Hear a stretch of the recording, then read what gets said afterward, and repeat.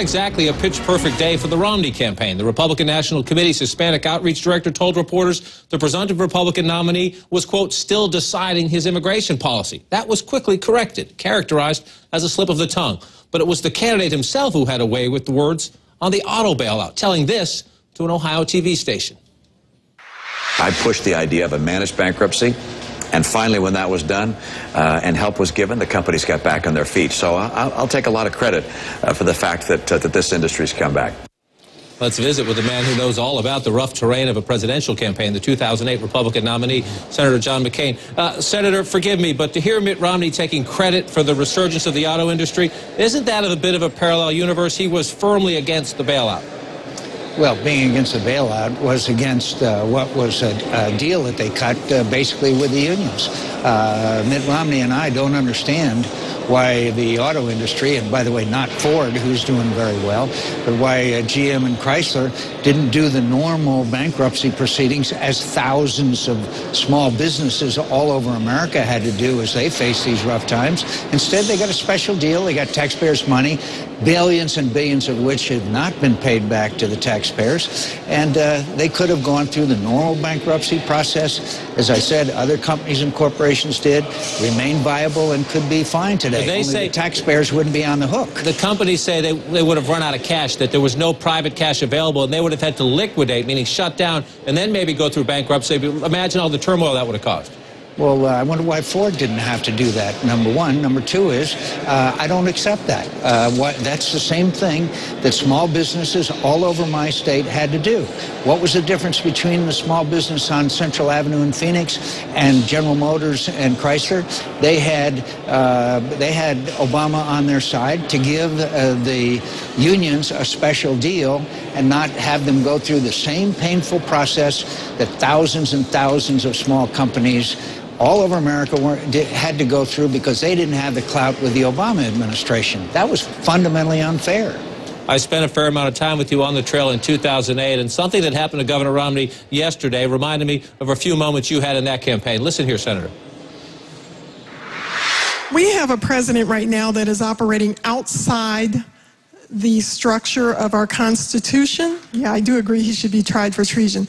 But I want to know what you are going to be able to do to help restore balance between the three branches of government. Now, Governor Romney at the event, Senator, chose not to address the "I think he should be tried for treason" part. You took a different approach when people would say things that I will say are outside of the mainstream, outside of the norm in 2008. You can't, and the candidate isn't responsible for everybody's in the room. I want to make that clear up front. But how does a presidential nominee have to handle those moments? Well, I think you have to be on your toes, and a lot of times I did let some things pass just because you're thinking of an answer, you're thinking about who the next questioner is going to be, you're thinking about whether you answered the last question correctly. There's nothing more taxing intellectually during a presidential campaign than a town hall meeting because every word you say is parsed and repeated. Do you remember when I said, oh my God, I said the fundamentals of our economy are strong? You remember that? And I was pilloried. Well. You know, oh my God. But anyway, so you got to really be on your toes, and sometimes you really aren't listening real carefully to the questioner because you're thinking about what you just said or what you're going to say or whatever it is. And Mitt Romney afterwards said, of course, he's not going to be, no one believes that the President of the United States should be tried for treason. Of course he said that. It's tougher, though, in the age of instant blog postings where the other side immediately says, aha. It is tough. It is very, very tough. And listen, in the town hall meeting is the most difficult challenge because it is an unstructured format, as you know. Many people might not know that John McCain is not only a Republican and a United States Senator, but he's a huge sports fan. Charles Barkley was a forward for the Phoenix Suns the last time the Suns made it to the NBA championship, and yet you're picking a fight with him right now. During the broadcast Sunday night, he saw Mitt Romney in the stands at the Boston Garden, and he said, "You're going down, Governor, you're going down." And you tweeted this: "Dear Charles Barkley, don't take it personally. You seem like a nice guy, but you're clueless. Mitt Romney wins. Want to bet? What are you willing to bet?" Whatever you'd like to bet, but the fact is that Romney was there enjoying a basketball game. Charles Barkley basically gave a political ad for President Obama and saying, and by the way, he said, "You're a nice guy, I like you," but he said, "You're going down, bro." I'm not sure that that's appropriate at a basketball game, to tell you the truth. When Mitt Romney was there trying to enjoy a basketball game, one of rare moments of relaxation during a campaign. I've always enjoyed Charles Barkley. He's one of the most entertaining, and by the way, one of the most gifted and hardworking athletes we've ever had grace the Phoenix Suns. But the fact is, I don't believe he's right, and so I thought it might be appropriate. You know, that's what twittering and tweets are all about. I know Charles pretty well. Maybe I'll get you guys together for dinner. You can work out the details of that bet. It'd be a pleasure. Senator John McCain, Republican of Arizona, appreciate your time tonight, sir. Thanks for having me on.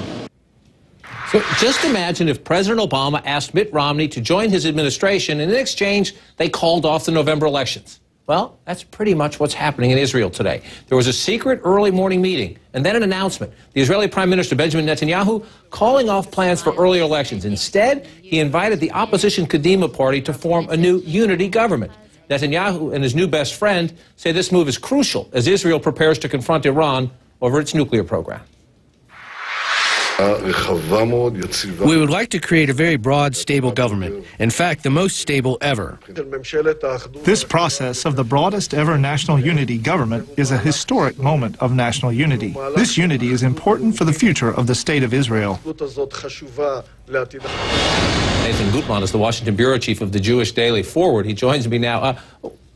How's this going to play out? This is astounding. It's the right analogy, right? It's like Obama and Romney say, let's call the whole thing off. Let's be buddies. The things you can do with a parliamentary system that you can't do with a presidential system. Basically, what Netanyahu did is that he first called early elections. He wanted to dissolve the Knesset, the Israeli parliament, in order to go to elections a year before their term, in order to strengthen his base.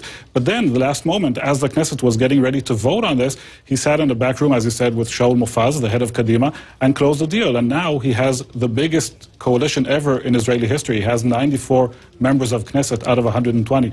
Basically, he's unchallenged. One of his rivals even called it today the biggest coalition since Ceausescu in Romania. And you know Aaron David Miller. He's here in the United States. He was a negotiator for the Clinton administration in the Middle East peace talks, other administrations as well. He wrote this today on CNN.com. He's the king of Israel, and we may just have to get used to it. Is Benjamin Netanyahu the king of Israel? Well, definitely he's unchallenged right now. He has elections only a year from now. He has the strongest coalition ever. It will be unimaginable to actually defeat Netanyahu right now before the elections and probably even after, because Kadima, his main rival, is actually co-opted into his coalition right now. So it will be very difficult to see Bibi Netanyahu go away. Does it make it more likely, less likely, or does it make a difference in terms of when we get into late May and June, if the Prime Minister, who has disagreements sometimes with the White House over this, does not believe the sanctions have enough teeth, does not believe Iran is giving up anything in the negotiations, when he's facing that decision, do I have Israeli military strikes on Iran? Does this change that calculation? Not necessarily. Inside his own coalition, he has himself and Defense Minister Ehud Barak that support a hard line, that believe that Israel might be forced to take action against Iran even without the United States. But now he brought in Shaul Mofaz, who actually thinks, as do some former military chiefs, that Israel should wait. Israel should let the U.S. take the lead on that. So he does have some dispute within his government now, although it's easier to deal with that kind of dispute when they're in the government and on the opposition. In the new family, you might say. Definitely. Nathan Gutmann, it's a fascinating story. We'll stay in touch. Thanks so much for coming in. Appreciate it. Thanks for having me. It's amazing. Now let's move to a fascinating story here in the United States. A top Democratic strategist, you know him well.